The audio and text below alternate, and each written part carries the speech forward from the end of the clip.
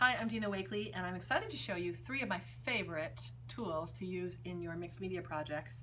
The paint combs, the media tools that are silicone tipped brushes, and the brand new paint bottles with a special tip. Join me. I'm excited to show you three awesome tools that are available through Dina Wakley Media. We're going to talk about the new media tools that are the silicone tipped brushes. I mean, we're calling them a silicone brush, but it's really just a cool tool for pushing around the heavy body acrylic. And the new little mini paint bottles, and my absolute fave, the paint combs. I love, love, love these paint combs. Mine at home don't look like this. Look how pretty and clear these are. Mine are coated with layers and layers and layers of paint because I don't really wash them very well, but we'll get these painted here in a second. Let's talk about these new little paint bottles. So people always say to me, well, what's the difference between the paint in the bottle and the paint in the tube? Well, not a lot. I mean, we softened it a tiny bit so it comes out of the bottle easily, but it's the same paint. It's the same colors. And you're going to get the same results that you're expecting when you have the little bottles. What's nice about the bottles is they're definitely portable, and the clear bottle makes it so easy to see the true color of that acrylic paint. And so they're just gorgeous. I have them up in my studio on a shelf just to look at, even because I just love the color coming through the bottle. And you'll find that because they have that kind of old Stickles tip here, that they are really precise about how much paint you can get out, so you don't have to put out giant blobs and then waste them. Or I never waste paint. I would always put it somewhere else, but sometimes you would dispense more than you need, and you can definitely dispense really small amounts with this little tip, so that's quite handy. And you can also use it for a little bit of mark making and little dots and polka dots, and I'll show you that here in a second. Let's talk about the media tools. Now, these are multi-faceted because you can use them on top of art, you can use them in middle layers, and you can use them to draw with if you're brave, and you can also use them in your foundation layers. And so I thought I'd show you a couple of my favorite things to do. So this is a page that I had already begun and never really came back to, and one of my favorite things to do with the tools is to take a color and to use the tool for putting a little bit of texture and pattern on top of a piece of art. And I have a little bit of medieval here, one of the new metallics. This one is awesome. Well, they're all awesome. I mean, let's be honest, I love them all. But this one I've used a ton because it's a dark neutral, and so I've been using it almost in place of night, which is unusual for me because I love my night paint so much. I'm going to pick up a little bit of that medieval paint right on the chisel, the small chisel. So remember, these have two sides, so they're double-ended. So you get the large and the small chisel, and then you get the large and the small point. And so you get a lot of use out of just one tool. And I can come and I can just start to make interesting little marks on top of my art that are going to draw the eye and have visual interest. And you can change the mark depending on if I press hard on the tool, I get a big blob. If I put some paint on it and I just do a little bit, I get a tiny blob. If I want a line, you're gonna load the tool and you're gonna get the paint just on the end, and you're gonna create little lines. Now the paint will run out quicker than a regular brush because you're just loading it onto the silicone, but you just keep reloading it and it works fine. And it's just a great way to add little texture bits to your paintings. And I'm finding I'm always turning to these to add that extra little zhuzhing that I like to add. When in doubt, if you put a little texture in a few places, it acts again as a unifying element, and I like anything that makes my craziness look like it's meant to be. So super easy and fun. I think I need to do lines up there. Since I did line here and line here, I think I'm going to repeat that line as well. If you would like to start with texture, what you're going to do is you're going to put paint down, and then you're going to add the texture before you even begin. So this is the watercolor page in the journal. I'm going to take white gesso, and I'm going to use the paint comb, I'm going to put gesso down on a bead here, and I'm going to use that straight edge. So these paint combs have a design in the middle, and then they have different teeth on all of the sides. Debbie Talatern Ranger helped me design these as well. I sent her the idea. I couldn't really execute it, and she really totally helped helped make these happen, which I appreciate. So I can use that straight squeegee edge to spread that gesso out, and I want that gesso to be thick, okay? Because I'm going to come back with my tool, and I'm going to mark right into that gesso with the tool. So I don't know if it's showing up very well, but what I'm doing is I'm just scribbling the semic writing right into that wet gesso. And so I can let that gesso dry, and what will happen is when it's dry and when I paint over it, I'm going to get paint in the nooks and crannies of all that delicious texture. So I'm going to let that dry for a second. We'll come back to that. Also with the tools is you can do graffito effects in your middle layer. So here's a background that I had started. You can see that there's some turquoise paint on there, and you can see those little marks happening. I can do more of the same. That's called graffito. That means that you are scratching through one layer and you are revealing what is underneath. So this background is completely dry.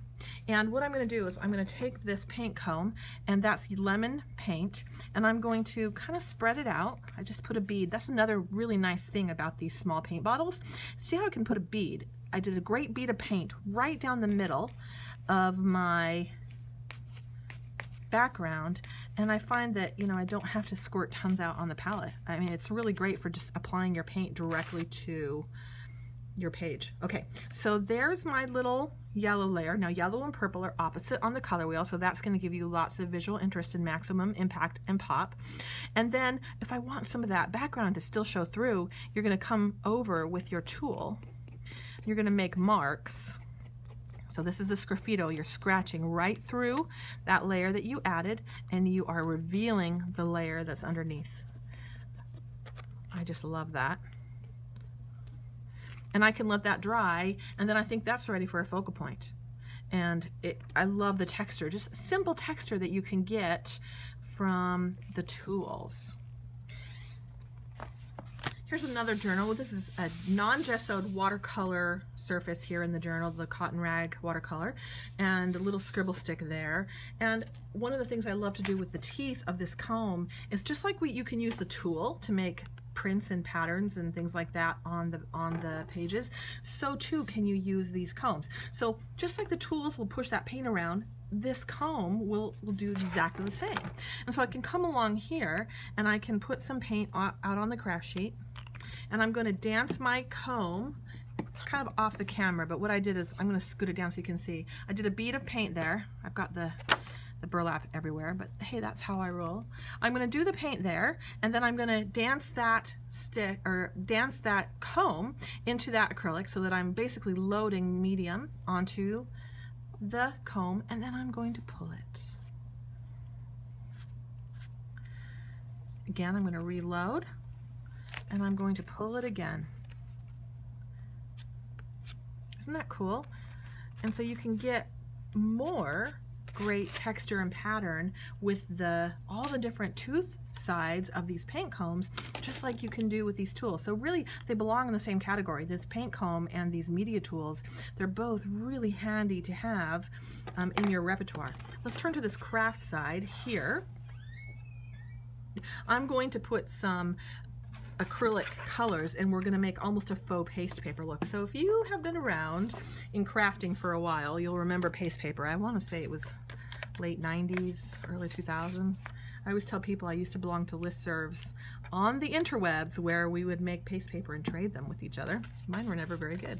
But paste paper is just a really cool handmade, kind of looks marbled in a way.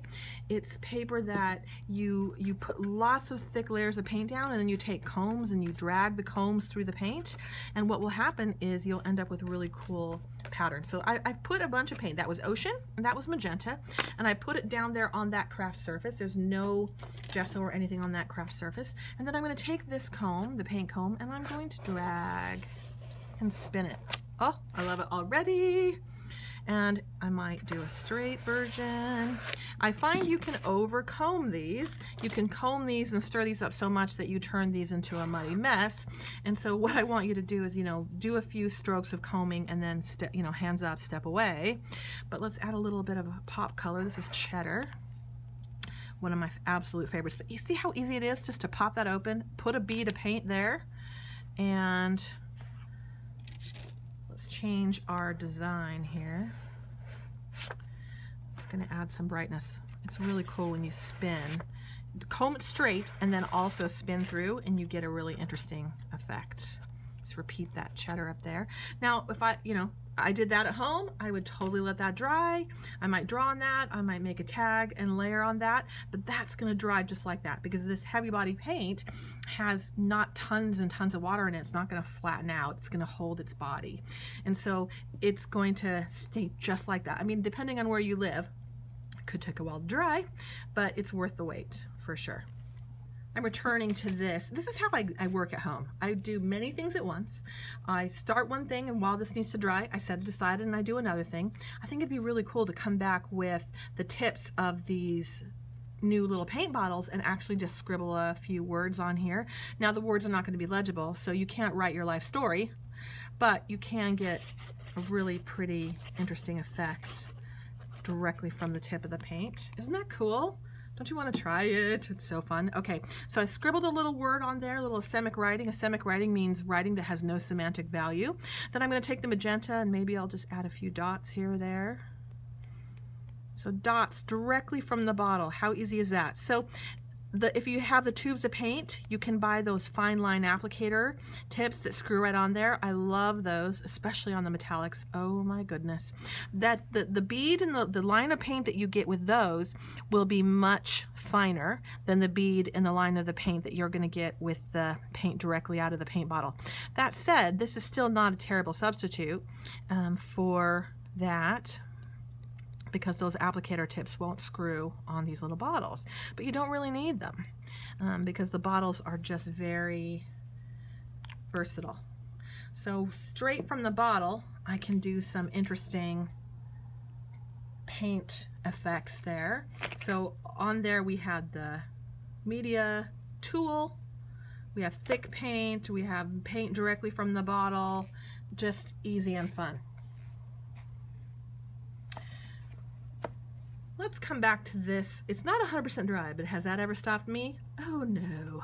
So what I'm going to do is I'm going to put a little bead of paint down and I'm going to wet the paint. Now notice I'm pulling the brush out of my water, and you know what's still on my brush? Paint from the last thing that I did. I like that. This is how I get my art to look the way it looks, is I'm bad at cleaning.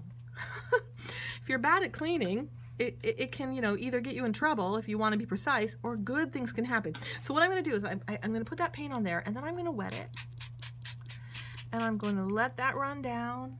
And what's going to happen, you can already see that that paint is going to get in the nooks and crannies of that cool gesso texture that I did with that media tool. So remember I did that handwriting into that background? Oh, it looks so good. I hope it shows up. I'm going to show you a little better.